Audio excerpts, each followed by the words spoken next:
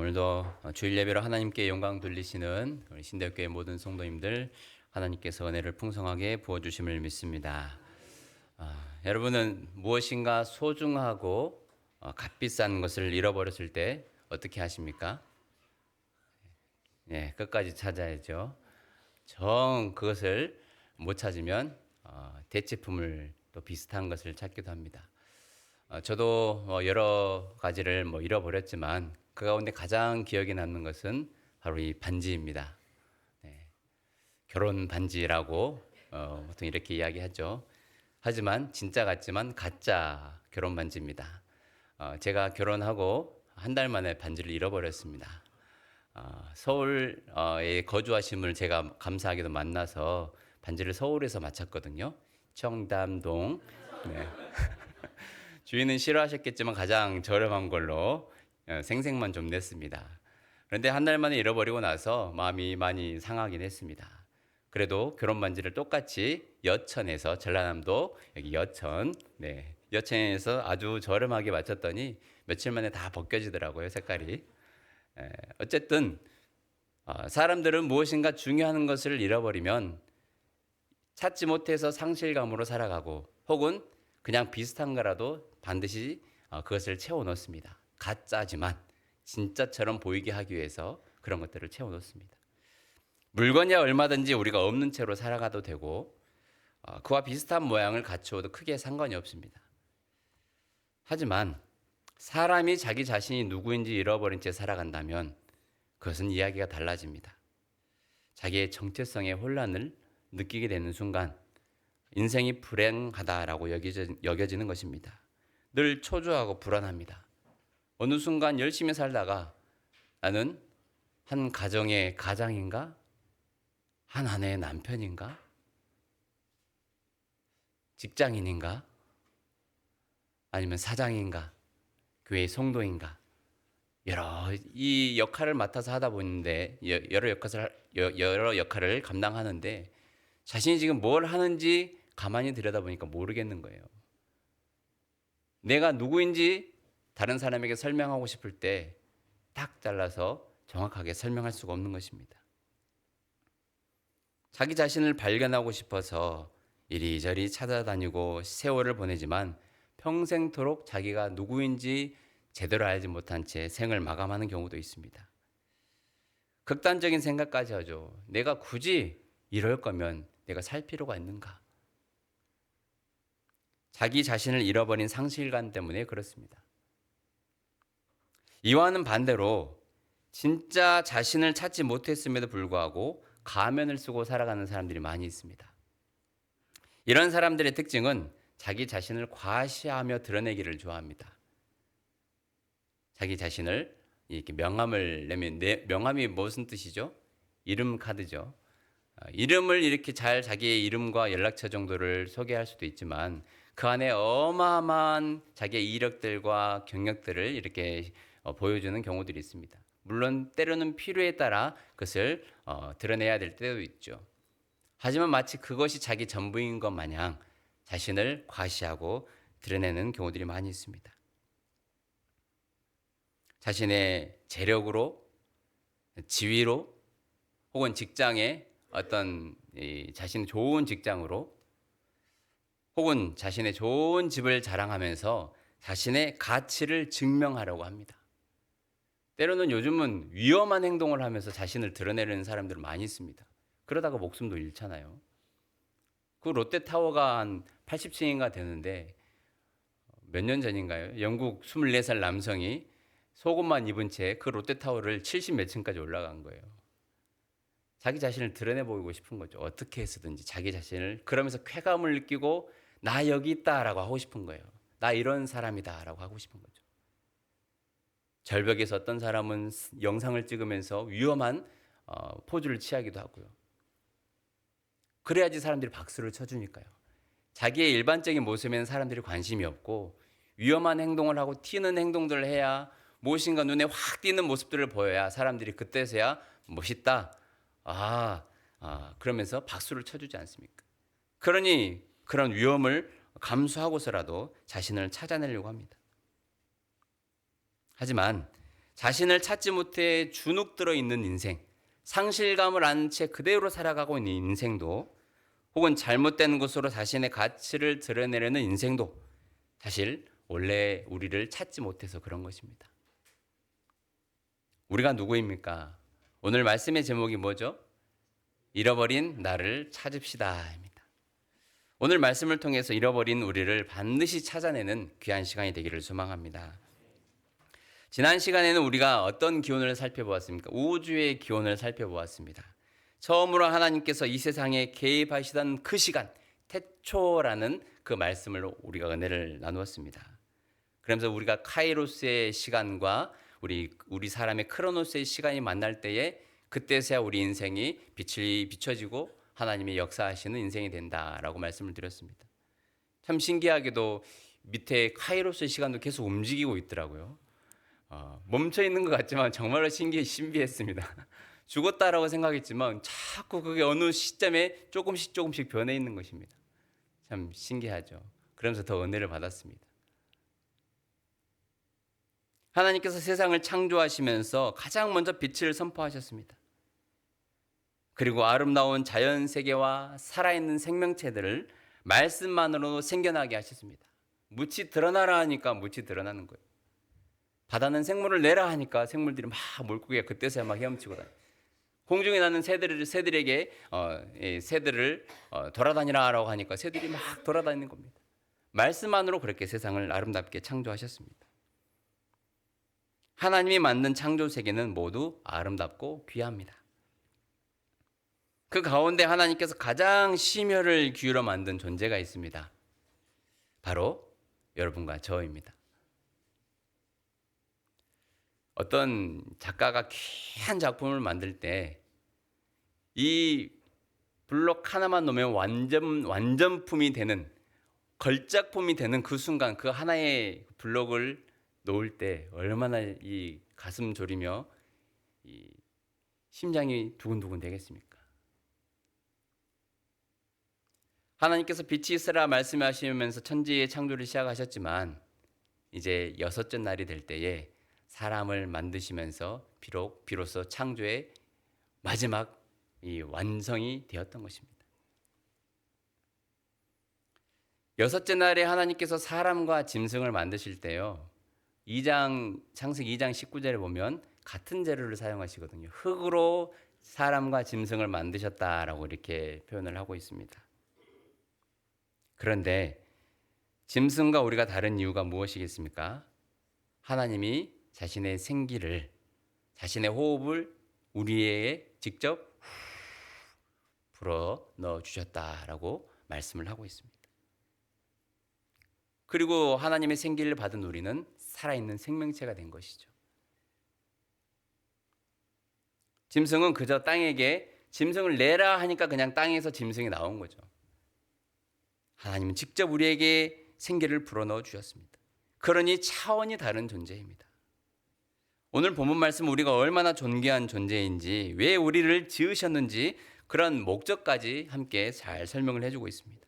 우리 본문 26절 말씀 함께 읽겠습니다.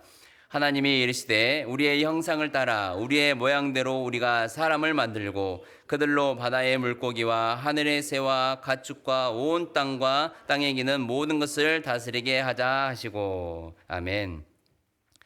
말씀으로 하나님이 천지를 창조하셨다고 했습니다. 그런데 사람을 만들 때만큼은 다른 방식이 등장을 합니다. 어떤 방식입니까? 대화를 하죠. 하나님이 이르시되 우리의 형상을 따라 우리의 모양대로 우리가 사람을 만들고. 이전에는 그냥 말씀으로 하셨잖아요. 하지만 이제는 우리가 라면서 대화를 시작합니다. 그만큼 심혈을 기울인다는 거죠. 어떤 사람들은 여기서 우리가라는 단어를 천상의 회의다라고 이렇게 표현하시는 분들도 있습니다. 하나님 곁에선 천사들에게 야, 우리가 우리의 형상대로 사람을 만들자라고 그렇게 이야기하시는 분들도 있습니다. 원어의 형태나 문법적으로 보면 충분히 그렇게 해석할 여지는 있습니다. 그런데 그러면 족보가 좀 복잡해집니다. 천사도 하나님 만드신 피조물이고 우리도 하나님 만드신 피조물인데 하나님께서 천사에게 야, 우리가 사람을 우리의 형상대로 만들자 하면 우리는 누구의 것입니까? 족보가 복잡해지는 것입니다. 감히 하나님과 이 피조물인 천사와 동급이 되겠습니까? 분명히 요한복음 1장 3절 말씀에 만물이 그로 말미암아 예수로 말미암아 지은 바 되었으니 지은 것이 그가 없이는 예수님이 된 것이 예수님이 없이는 된 것이 없느니라라고 분명하게 말씀하고 있습니다. 천지를 창조하실 때 분명하게 예수님도 함께 사역에 동참했다는 사실, 그리고 더불어 성령 하나님과 한 분이시기 때문에 함께 창조를 아름답게 해 가셨다는 것을 요한복음 우리 1장 3절을 통해서 분명하게 알 수 있습니다.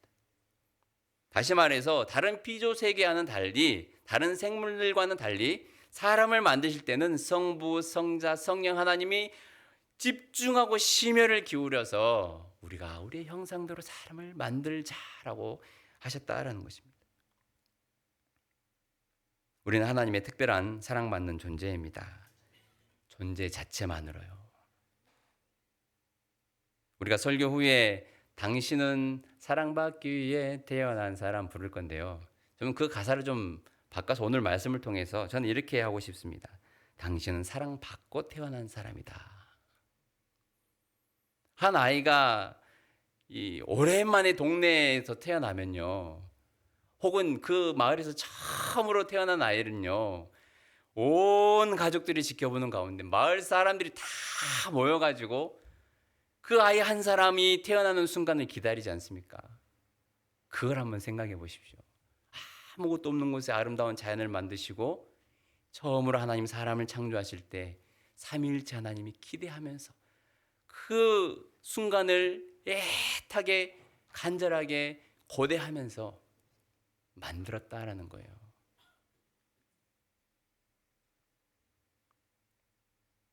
그만큼 우리는 사랑받고 태어난 존재입니다. 지금도 그 사랑을 받고 있습니다. 이 자리에 하나님이 어떻게 해서든지 불러주셨잖아요.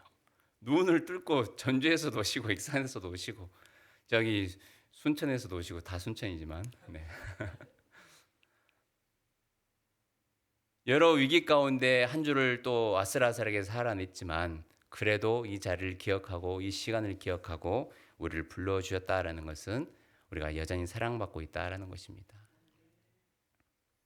그 하나님의 사랑이 언제 들려지냐면요, 예배 시간에 들려집니다. 내가 삶의 자리에서 하나님의 말씀에 귀 기울일 때 들려집니다. 내가 모든 순간 하나님과 기도하면서 나아갈 때 하나님의 음성이 들려집니다. 내가 너를 사랑한다라고. 하지만 내 귀가 세상의 소리에 막 꽉 차 있고 사단이 자꾸 우리를 밀가부르듯이 우리를 넘어뜨리려고 한다면 죄와 어떤 세상의 소리 때문에 그 하나님의 사랑의 소리가 들리지 않거든요. 아무리 아름다운 음악의 소리를 우리가 이 도로 바깥에서 듣고자 한다 할지라도 큰 차가 지나가면 아무 소리도 안 들립니다. 제가 이 교회 지나다니신 분들 이렇게 좀 들으시라고 잔잔하게 음악을 틀어놨거든요. 낮에는 새 소리가, 밤에는 풀벌레 소리가 이렇게 한 번이라도 교회를 보면서 또 관심을 가질 수 있도록 또 차도 마시고 가라고 써놓긴 했거든요. 그 앞에다가 아직까지는 역사적으로 아직 한 분도 들어오시진 않았습니다. 그러나 음악 소리를, 잔잔한 경음악을 틀어놨습니다. 그런데 무용지물이에요. 차들이 지나다니면. 그렇다고 키울 수는 없어요. 왜냐하면 차가 안 다닐 때는 소음으로 들리거든요. 평상시에 잔잔하게 들릴 정도로만 틀어놨습니다. 과유불급, 뭐든지 과하면 탈이 나게 돼 있거든요. 하나님이 내가 너를 사랑한다라는 이 소리도요, 세상의 잡다한 소리들로 내가 자꾸 내 귀를 막고 있으면 안 들립니다. 그러니 내가 특별한 존재가 아니라 나는 버림받은 존재라 생각하고 쓸모없는 존재라고 여기는 것입니다. 오늘 이 시간 이 말씀을 통해서 우리가 할 일은 그저 따스하게 내리는 햇볕을 그대로 받아들이십시오. 태양을 피하고 싶어도 아무리 애를 써도 피할 수 없습니다. 왜 그렇게 피하려고 하십니까? 그냥 따스한 햇빛을 바라보고 느끼면서 하나님의 살아계심을 그대로 입술로 고백하는 우리가 되기를 소망합니다. 천지를 창조하실 때 빛이 있으라 선포하시면서 시작을 하셨고, 이제 창조의 꽃, 바로 우리를 만드는 순간 아름다움이 극치를 달리는 순간입니다. 피조물 중에 최고의 가치를 지닌 우리의 존재가 드디어 삼위일체 하나님이 보시는 가운데 탄생하는 순간입니다. 남자와 여자를 창조하시고 라고 말씀을 하고 있습니다. 이 모든 일은 하나님이 하셨습니다. 이 말씀을 통해서 창조하신 이야기는 더 이상 우리가 가진 것이 없어도, 내가 크게 업적을 이루어 놓은 것이 없어도 존재 자체만으로도 주눅들지 않아야 된다라는 말씀을 하고 있습니다. 내 자신을 가짜로 치장하면서, 이리저리 치장하면서 다른 사람에게 내 가치를 세상의 것으로 증명하려는 그런 우리의 어리석은 모습도 이제는 소용없다라는 것입니다. 잃어버린 우리의 존재의 가치를 찾게 되기를 소망합니다. 이뿐만이 아니라 오늘 말씀은 계속해서 우리에게 들려주고 있습니다. 하나님께서 우리의 26절 말씀을 우리가 읽었던 것처럼 하나님의 형상대로, 우리의 형상을 따라 우리의 모양대로 우리를 만드신다라고 말씀을 하고 있습니다. 이 형상을 닮았다라는 말씀은 우리에게 큰 은혜로 다가옵니다. 형상이라는 단어가 원어로 보면 째렘이라는 단어가 쓰여 있습니다.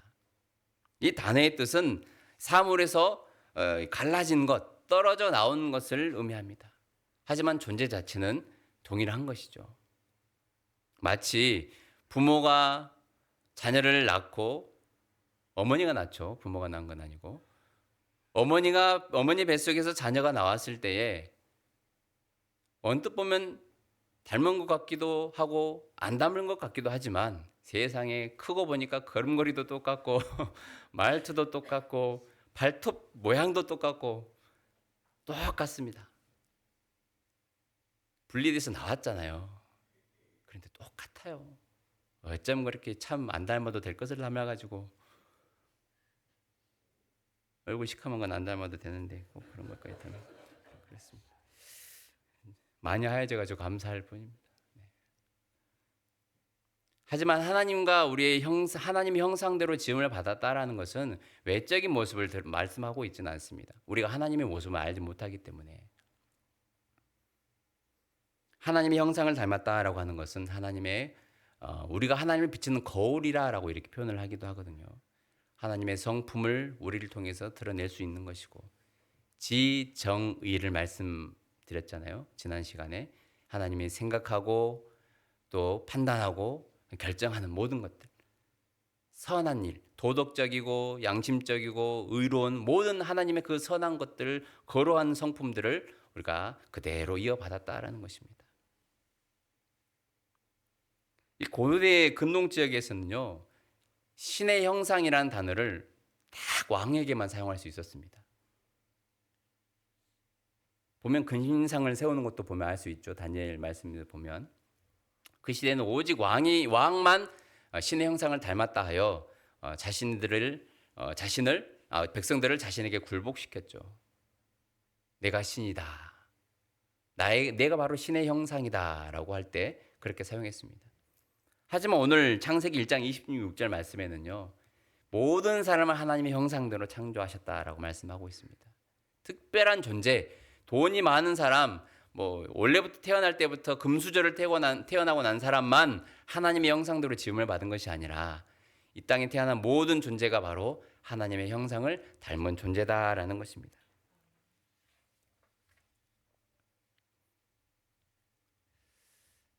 하나님을 비추고 있는 우리가 거울이기 때문에 하나님의 선한 일들이 우리의 삶을 통해서 그대로 이루어지는 것이 바람직한 것입니다.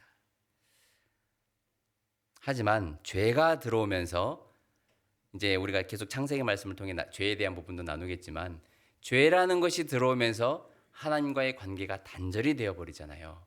공급이 끊겨버린 거잖아요. 그러니 하나님의 성품도 잃어버리고 내 자신이 누구인지도 모른 채 하루하루의 삶을 살아가는 것입니다. 하나님은 그런 우리를 보시고 깨어진 관계를 회복시켜 주시기 위해서 예수님을 보내주셨습니다. 다시 예수님 안에서 하나님과 화목하게 하시고 깨어진 관계를 회복시켜 주셔서 하나님의 성품을, 거룩한 성품을 회복시키도록 우리에게 은혜를 주셨습니다.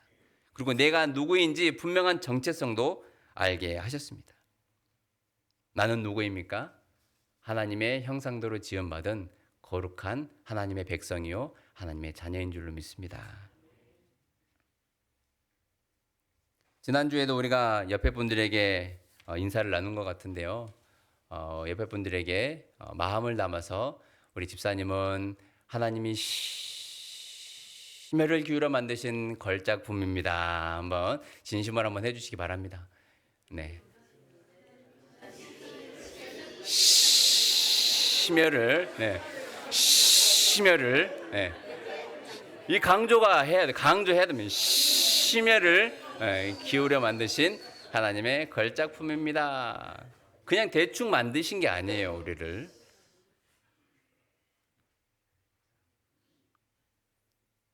이런 우리에게 하나님께서 이 땅을 다스리도록 사명을 주셨습니다. 결코 다른 피조물들에게는 허락하지 않는 것이죠. 갑자기 우리가 키우던 강아지가, 귀엽던 강아지가 내 앞에 꿇어 이러지 않잖아요. 이제 서로 역할을 바꿔서 합시다. 내가 이제 그동안 참다 이제 더 이상 못 해먹겠네 하면서 강아지가 갑자기 쿠데타를 일으켜서 우리 인간을 지배하지는 않잖아요. 지금 물론 AI 시대가 벌써 우리 삶에 깊이 들어와서 이제 주객이 전도가 될지도 모르는 그런 상황이라고 하는데, 그래서 AI 관련해서 아주 이 가장 그 최전선에서 가르치고 또 활용하고 있는 교수님이 AI 뭐 챗GPT나 제미나이에게 물어볼 때 존댓말을 쓴다 하잖아요.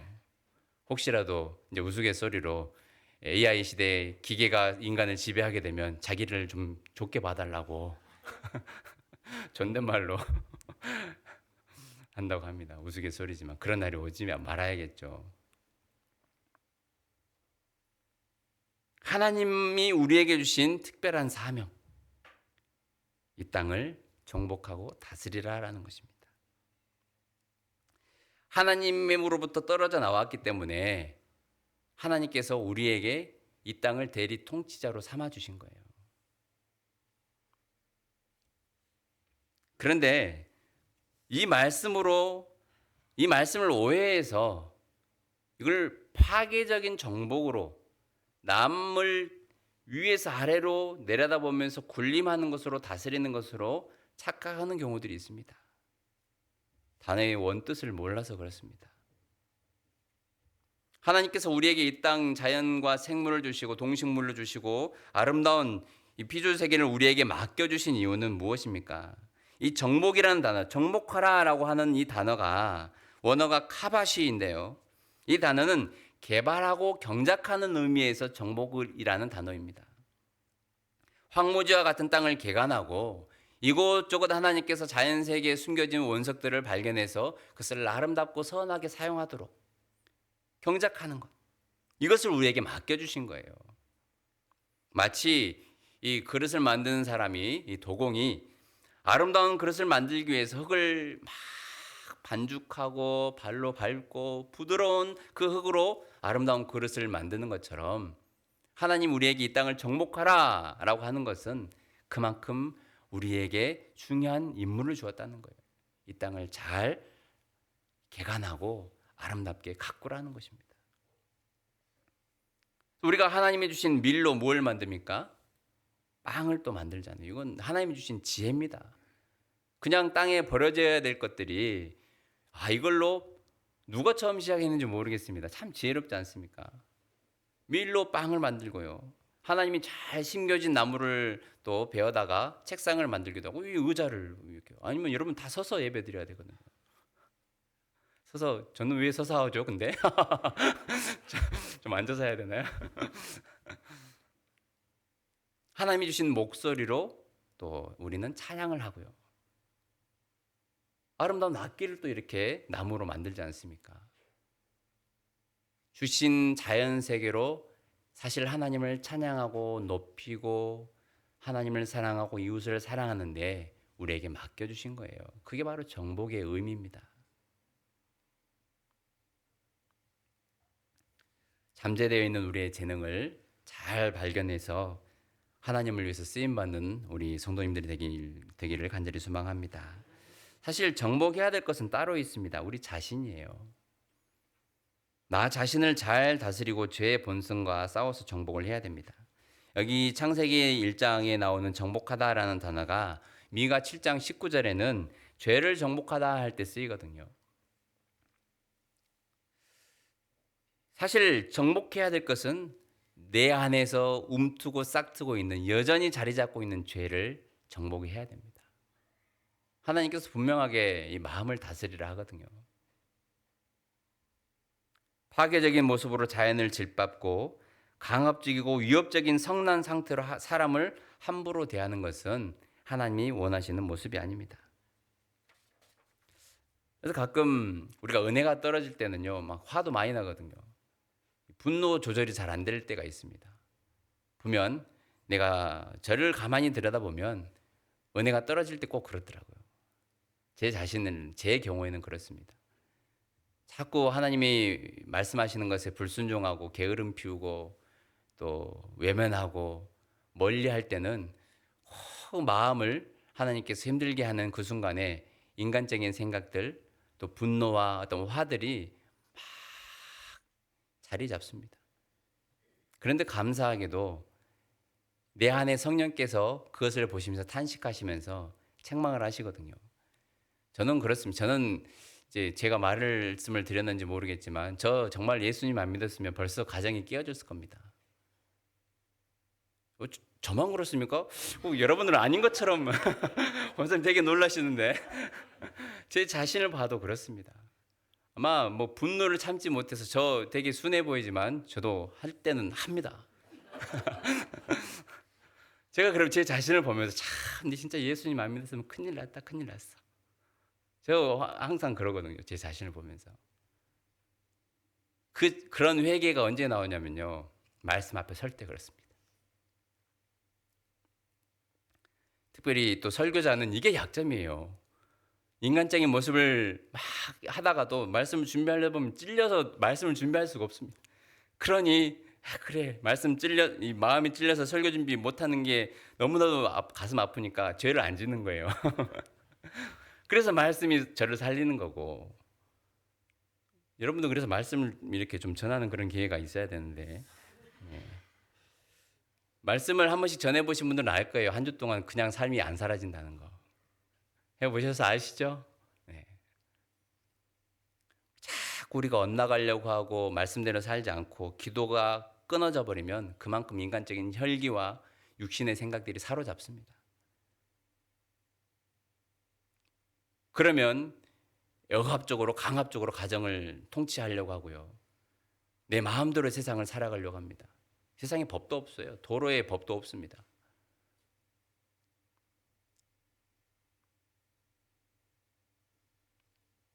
이 도로를 다니다 보면 다 그런 경우는 아니지만 좀 힘들게 사시는, 얼굴을 보면 힘들게 사시는 분들이 있어요. 정말 얼굴에 정말로 힘듦이 딱 얼굴이 차갑게 굳어 있고 뭔가 이 세상에는 정이 없다라는 그런 분들이 간혹 얼굴에 보여지는데, 그런 분들 보면 이제 남녀 차별한 건 아니지만 막 거리를 다닐 때도 아무렇지 않게 담배를 피기도 하고요. 법이 도로에 아무리 넓은 도로라도 그냥 마치 딴 세상에 사는 것처럼 이 무단 횡단을 합니다.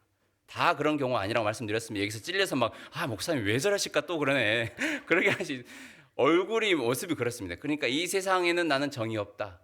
그리고 뭔가 이 얼굴에 좀 이 불편한 그런 기운이 있는 모습들을 보면요, 이 통제를 벗어나는 사람들의 모습이 보입니다. 그럴 때는 이 죄의 본성이 그대로 삶의 자리에서 양심의 찔림이 없이 그냥 이루어지거든요. 우리가 하나님의 형상대로 거룩한 일을 행하기를 힘쓰고 선한 일을 행하기를 힘쓰고 또 하나님 보시기에, 사람들이 보시기에 그래도 또 신뢰할 만한 사람으로, 믿을 만한 사람으로 살아가려고 한다면요, 하나님의 성품을 회복해야 됩니다. 은혜를 받아야 됩니다. 말씀으로 계속 끊임없이 공급을 받아야 돼요. 기도의 끈을 놓쳐서는 안 됩니다. 특별새벽 기도에 끝난 저 이제 화요일 날 큰일 났습니다. 또 토요일까지 그래도 이렇게 막 성도님들이 많이 오셔서 막 함께 기도하고 했는데 이제 화요일 날 걱정이 됩니다, 지금.